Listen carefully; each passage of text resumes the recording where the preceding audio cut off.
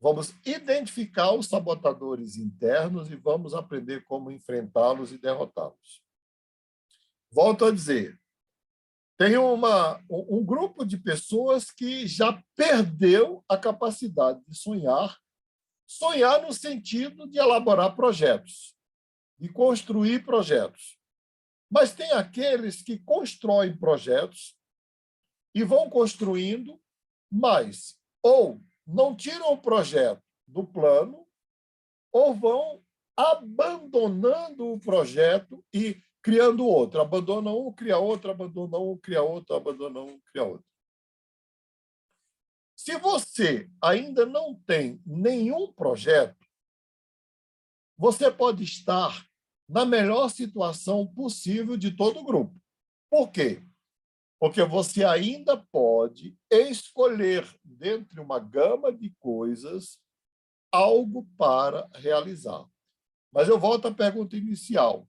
Tirando alguns aqui que eu sei que já realizaram projetos, né? Eu citei 2 porque eu conheço, vou citar a Kessia também porque eu conheço, não sei se a Cristiane já entrou também, eu posso citar, mas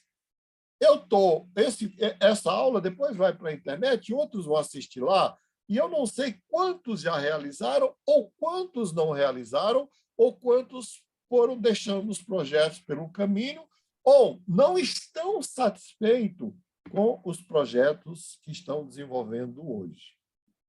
Primeiro, eu queria revelar um segredo para vocês.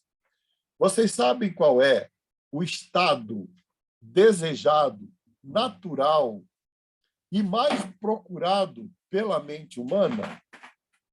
Se não sabe, eu vou revelar. É a preguiça. Esse é o estado mais precioso da mente. Por quê?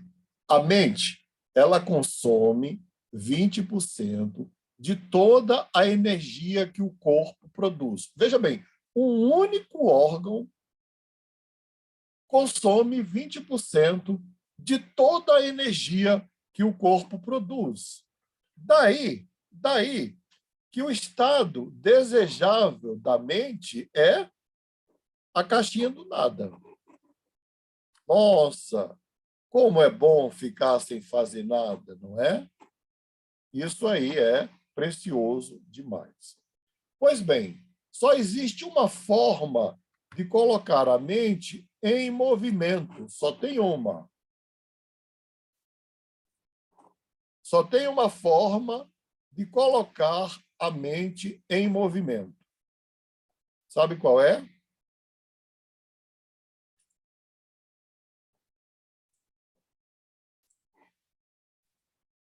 A única forma de colocar a mente em movimento é tendo algum projeto, algum objetivo para atingir. Não tem outro jeito. São as famosas... Antes de criar uma empresa, antes de construir um relacionamento, ou durante a construção do relacionamento, ou antes de realizar qualquer coisa, nós precisamos primeiro encarar a necessidade de ter um objetivo bem definido para nós, e esse objetivo é que move a nossa mente. Pesquisas feitas na Universidade de Harvard demonstram que, quando eu tenho um objetivo e eu penso no objetivo, só penso, eu realizo 20%. 20% das pessoas realizam o objetivo. Então, eu penso num objetivo, se pegar um grupo de 100, 20 realizam. Bom, os que não têm objetivo não realizam nada. Os que realizam os objetivos são 5% da população, que lideram e governam os 95% que não têm objetivo nenhum. Então, já ter um objetivo já faz uma diferença imensa. Agora, como tirar o objetivo do papel? Como vencer os procrastinadores internos? Primeiro, nós vamos identificar. E aí eu coloquei aqui essa imagem muito singela, não é? O sujeito está aí e fala: eu não estou procrastinando, estou ocupado fazendo coisas que não preciso para evitar aquelas que realmente eu deveria fazer. Eu acho muito sugestivo isso daqui. Bom, eu prefiro a palavra sabotadores internos. Você sabia que, embora nós fiquemos a maior parte do tempo culpando pessoas, culpando a situação econômica, culpando a política, culpando a crise, culpando a pandemia, culpando tudo, os maiores inimigos que nós temos estão dentro de nós, alojados em nossa mente, e são esses inimigos que nos levam à autossabotagem e à procrastinação. Vocês sabiam disso? Já pensaram nisso? É isso mesmo, Simone, exercitando os músculos do cérebro. Vocês sabiam disso? Então, vamos pensar. O que é procrastinar? Procrastinar é se sentir desconfortável com a situação, com o que está vivendo, com o que está fazendo, com o trabalho, com a empresa, com o negócio, com o rumo da vida e cruzar os braços e não fazer nada para resolver. Ou saber o que precisa fazer, ter consciência do que precisa fazer e, ao mesmo tempo, não ter a atitude e a ação necessária para fazer. Vocês conseguem identificar esses estados em vocês? Porque eu consigo. Tem coisas que eu estou procrastinando e eu vou revelar aqui para vocês hoje, não é? Eu estou procrastinando a perca de peso. Eu estou muito acima do peso para a minha altura e para a minha idade, e eu estou procrastinando. Eu estou aquele tipo que fala assim: olha, amanhã eu vou no endócrino, amanhã eu vou no nutricionista e depois da manhã eu faço a dieta. Como a Marta fez um doce de banana hoje, aí é que eu não tenho mesmo como começar hoje, não é? Tem que ser amanhã. Ninguém viveu essa situação, não é? Ninguém conhece isso, não é? Ninguém sabe. Oh, eu tenho um grande problema para resolver com a minha mulher, mas eu vou esperar o melhor momento. Ou eu tenho um grande problema para resolver com um funcionário, mas eu vou esperar o melhor momento. E o momento vai e vai acumulando outros problemas.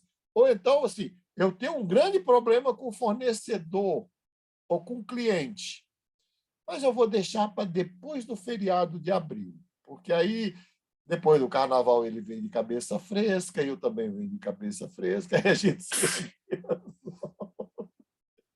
Ninguém conhece isso. Eu sei que isso é comum, eu sei que é comum, mas vamos lá. Quais são os principais sabotadores de todos nós? Número 1, o medo. Medo. O medo é o principal sabotador de qualquer ser humano. Primeiro que eu queria falar do medo, explicar sobre o medo, mas eu vou explicar depois de falar dos sabotadores e eu vou nomear aqui alguém que eu já vi de vista, mas que está aqui, espero que esteja assistindo, a Isabel, para depois da minha exposição, a Isabel dizer assim: mas você não explicou o que é o medo, mesmo que seja escrito. Medo. Bom, quais são os medos que nos sabotam? São tantos, mas eu vou começar pelos mais primários. O primeiro medo que nos sabota é medo de ser rejeitado.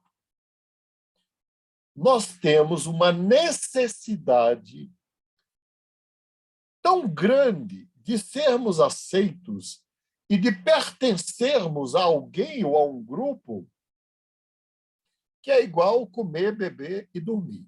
É uma necessidade básica. necessidade de pertencimento. E aí, eu quero me candidatar à vaga, eu quero me candidatar ao emprego, eu quero tentar uma outra coisa, mas e se eu for rejeitado? Se o selecionador me rejeitar, se o sujeito que vai me entrevistar para a vaga de mestrado me rejeitar, se aquele que eu quero como parceiro de negócios me rejeitar, ou se o cliente me rejeitar.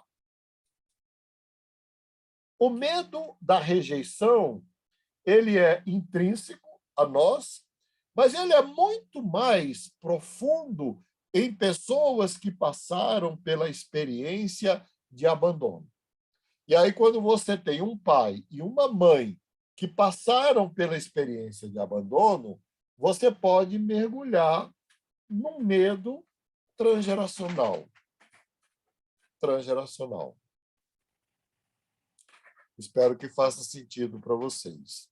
Medo de ser rejeitado, medo de ser abandonado. Mas um outro medo terrível, não é? Mas terrível, terrível, terrível, é o medo de ser julgado. Gente, eu atendi um médico, um grande médico aqui em São Paulo, eu fiz mentoria com ele, com a esposa dele, separadamente durante 2 anos. E esse médico, ele é da Igreja Adventista do Sétimo Dia. E desde pequeno que ele tocava piano para centenas, milhares de pessoas. Com 8 anos, ele já fazia concerto de piano. E o grande medo desse médico, desse cardiologista, era errar numa receita, errar numa cirurgia, errar num procedimento e sofrer um processo. E nós fizemos uma investigação profunda. E ele disse que ele já era, com 12 anos, aplaudido de pé.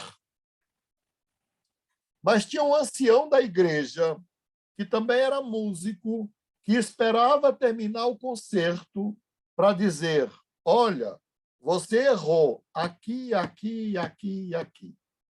Você errou no acorde tal, na harmonia tal. Não. Aquele menino, ele disse que quando ele ouvia isso, é como se ele esquecesse todos os aplausos que ele ouviu e ouvisse só alguém apontando os seus erros. Você errou, você errou, você errou, você errou. E ele dizia que, quando ele estava ou num congresso de medicina, ou quando ele estava diante da própria operadora de cardiologia do hospital, ou diante da família do paciente, ele conseguia ouvir a voz daquela pessoa. Cuidado para não errar da próxima vez. Medo de ser rejeitado, medo de errar. Medo de errar. Pois bem, o medo de ser rejeitado, ele é natural, mas ele tem como ser vencido. Por quê? Assim como tem pessoas que nos rejeitam, tem pessoas que nos aceitam. O medo de ser julgado, ele é tão irracional. Por quê? Aquela pessoa que te julga e te condena e aponta o dedo e diz: você errou aqui, na boa, ela não está nem aí para a tua vida. Ela não vai pagar as tuas contas, ela não vai estar com você quando você sofrer ou adoecer, e você cair, ela não vai estender a mão para te levantar. E você pode ampliar esse medo que você tem de ser julgado a partir das experiências que você carrega de julgamento das pessoas na sua mente.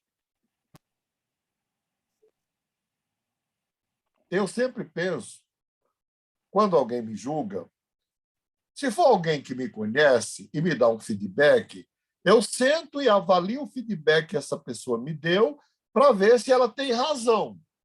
Se ela tiver razão, recentemente uma funcionária me deu um feedback que eu tive que, né, me segurar na cadeira, porque ela me deu um feedback ao funcionário. Eu trabalho dentro de uma empresa que eu criei, que é uma startup, que a gente pode dar feedback também para o dono, para o chefe, para todo mundo.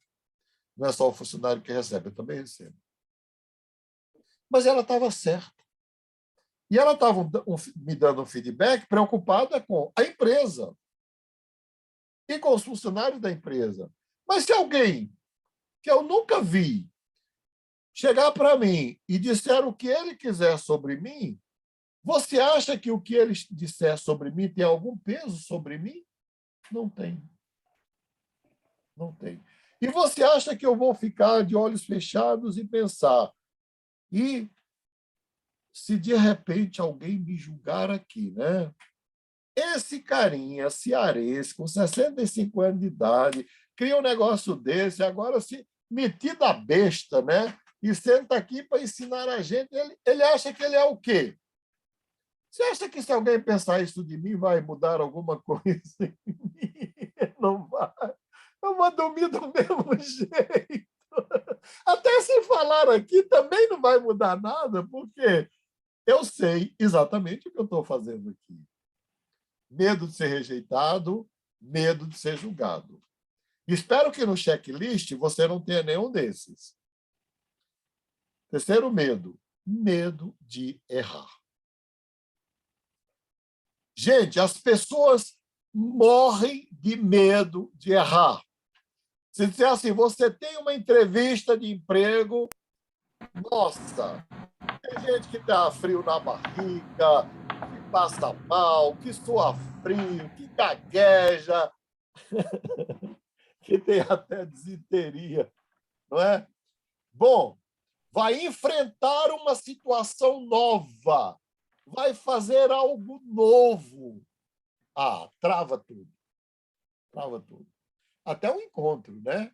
Marca um encontro com um boy novo, eu não sei como é que chama uma menina, eu sei os homens aí que chamam de boy, né?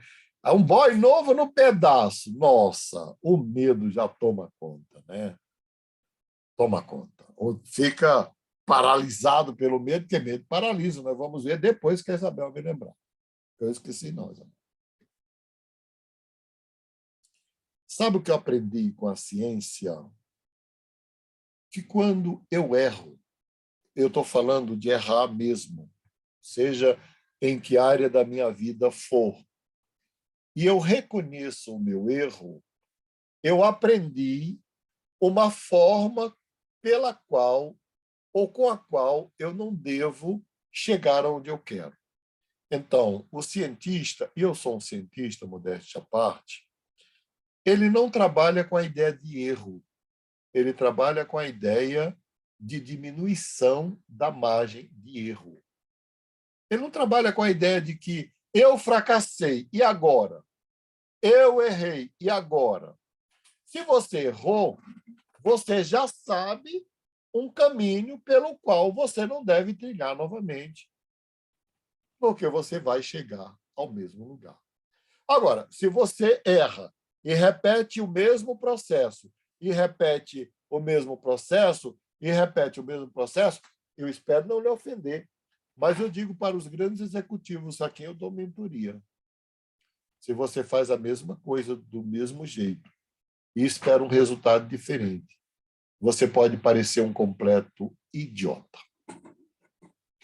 Então, errar é diminuir a margem de erro. Esses traumas têm um tempo para se manifestar? Tem sim, Davi. Às vezes eles se manifestam imediatamente, às vezes eles se manifestam ao longo da vida. Ao longo da vida. Quando você menos espera. Não é?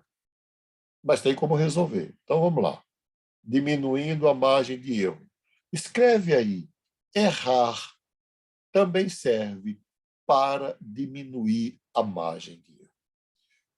Você sabe quem foi o grande sujeito que chegou a essa conclusão?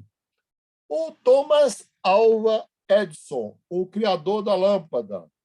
Ele fez mais de 2.000 experiências antes de criar a lâmpada, a luz. Aí ele fazia uma, dava errado, fazia outra, dava errado, fazia outra, dava errado. Imagina, quando ninguém faz isso 3, 4, 5 vezes. Ele fez mais de 2.000. E a família dele, os amigos dele, não suportavam mais isso. Diziam, você é doido. Você já errou mais de 1.000 vezes. Larga isso e vai viver a tua vida. Bom, ele escrevia no caderno dele, eu não vou largar, porque eu já sei 1.000 maneiras pelas quais eu não vou criar a luz. Só me falta chegar na maneira que eu vou criar. E eu estou diminuindo a margem de erro. Bem, hoje a família dele recebe de royalties pela criação da luz e da válvula de raio catódico, de raios catódicos, as válvulas, que ele é o pai do princípio das válvulas, né? Onde existe isso ainda? $1 bilhão. Em vida, ele recebeu milhões de dólares, milhões e milhões de dólares pela invenção da luz. Então, errar pode ser diminuir a margem de erro. Medo de ser rejeitado, medo de ser julgado, medo de errar. Não sei se você tem um desses medos. Esses medos, Simone, eles são totalmente inconscientes. Por exemplo, existe um dos casos clássicos do Freud que eu quero sugerir para você ler quando puder, porque Simone está se formando em psicologia, é O Homem dos Ratos. Na boa, alguém tem medo de rato? Ou medo de rato evoca um medo de uma outra coisa? Vamos lá. Alguém senta na minha frente e fala assim, isso é comum. Dr. Masfoli, eu morro de medo de morrer. Como é que você entende o medo de morrer? Alguém realmente tem medo de morrer ou tem medo de viver?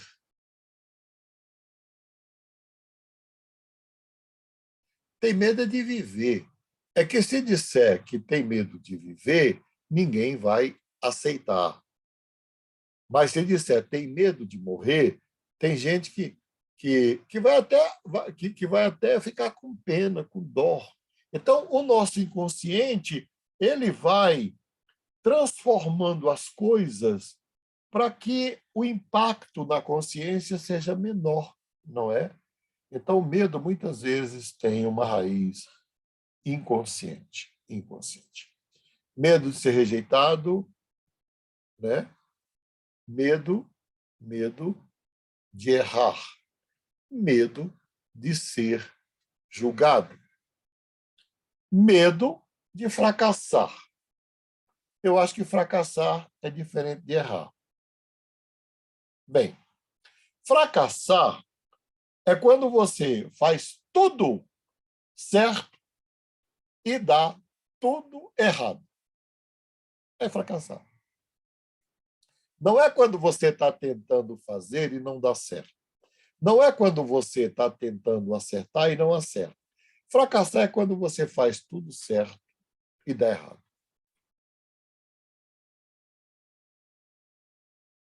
Eu vivi algumas experiências de fracasso na minha vida.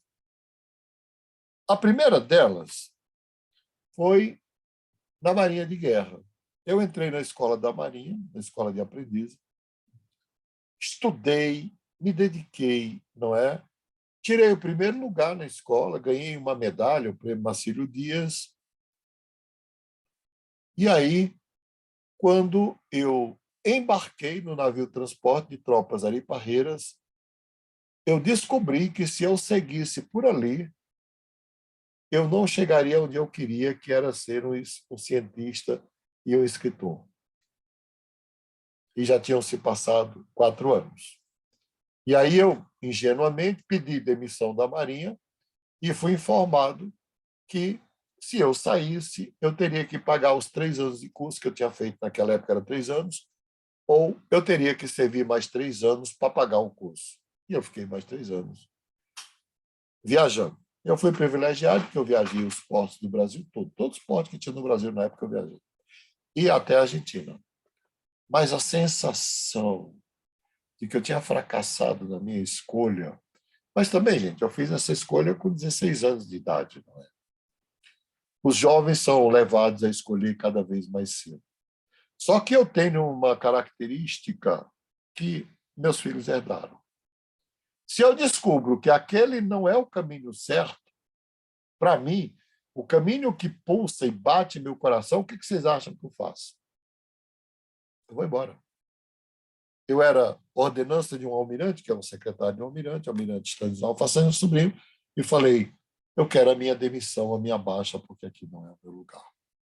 Mas você passou num concurso público, você é um militar de carreira, você tem estabilidade até morrer, porque você vai ficar aqui 30 anos, depois vai aposentar. Eu falei, não, eu só quero a minha vida, eu não quero a estabilidade da Marinha. Descobrir que escolheu errado, seja o amor da sua vida, seja a profissão da sua vida, seja o negócio da sua vida, não é o problema. O problema é você descobrir e não ter coragem de abrir mão daquilo que você tem certeza que não vai lhe fazer bem nenhum ao longo de toda a sua existência. E sabe qual foi a minha segunda experiência de fracasso? Foi com o curso técnico. Eu fiz eletrônica. Eletrônica. Por quê? O exame que eu fiz de vocação deu que eu deveria fazer eletrônica, ser engenheiro eletrônico. Imagina eu engenheiro eletrônico, né? Aí eu fiz, nossa, me dei muito bem, maravilhoso o curso. Aí eu estagiei na Giannini. Só que no Brasil, um técnico de eletrônica, ele só troca peças. E eu fiquei trocando peças, trocando peças, trocando peças. E eu conversei com todo mundo e falei assim, não, aqui até o engenheiro troca peça, o Brasil não produz peças. Gente, eu não fui nem pegar o meu certificado do 2º grau de eletrônica. O que eu ia fazer com aquilo? Não era o que eu queria. Bom, eu vou contar uma metáfora para vocês, eu gosto muito das metáforas. Diz que um homem tinha um vaso maravilhoso, né?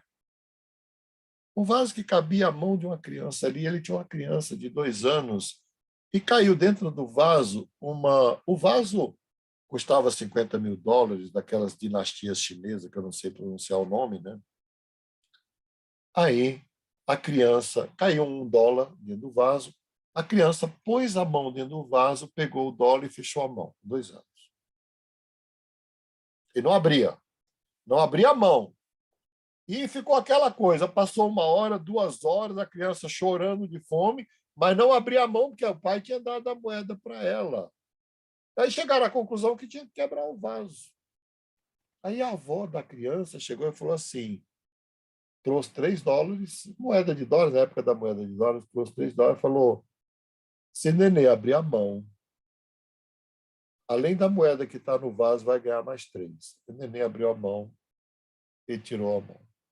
Então, tem gente que fica segurando na mão coisas que não vale a pena, com medo de perder, com medo de perder, com medo de fracassar, não é? Bem, medo da vida. Tem gente que tem medo da vida, medo de sofrer. Gente, a vida, ela tem o prazer, a realização, mas ela também tem a dor e tem o sofrimento. Na verdade, o medo de sofrer, ele só tem a virtude de antecipar a experiência da dor e a experiência do sofrimento. Não tem outra virtude. Tem pessoas que têm medo de passar fome. Às vezes, esse medo é real porque estas pessoas já passaram fome no passado. Eu tive uma amiga da psicologia lá na Gama Filho, que ela adotou uma criança de um desses países que estavam em guerra na África. Essa criança tinha passado muita fome. e começou a sumir coisas do armário, comida, pacote de comida. E ela foi encontrar essas coisas guardadas debaixo da cama da criança. E ela foi falar com a criança e falou assim: querido, tudo aquilo que está no armário é nosso. E falou: mamãe, mas eu estou guardando porque se a guerra vier, eu tenho comida para você. Às vezes, o medo de passar fome é real, o medo de passar necessidade é real, porque a pessoa passou. Mas deixar que esse medo tome conta e te paralise, gente, nós somos predadores. Há poucos anos atrás, eu ainda peguei essa época. O meu avô, lá no Piauí, era um fazendeiro. Ele tinha que tirar tudo da terra. E eu tinha uma avó no Iguatu, no Ceará, descendente de índio, e ela tirava tudo da floresta.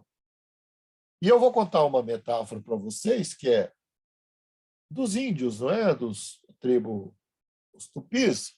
Os franceses vinham e levavam para o Brasil, vinham e levavam para o Brasil, vinham e levavam para o Brasil. E o cacique foi conversar com o almirante daquela frota e falou: mas por que vocês levam esse pau ao Brasil? Ele falou: olha, a primeira viagem foi para juntar dinheiro para mim. A segunda foi para juntar dinheiro para os meus filhos. A terceira foi para juntar dinheiro para os meus netos. E a quarta é para eu guardar dinheiro para a gente nunca passar necessidade. Aí o cacique falou para ele assim: engraçado, a gente está aqui há milhares de anos aqui no litoral e nunca nos faltou comida. Por que vai faltar lá na França? Lá é diferente.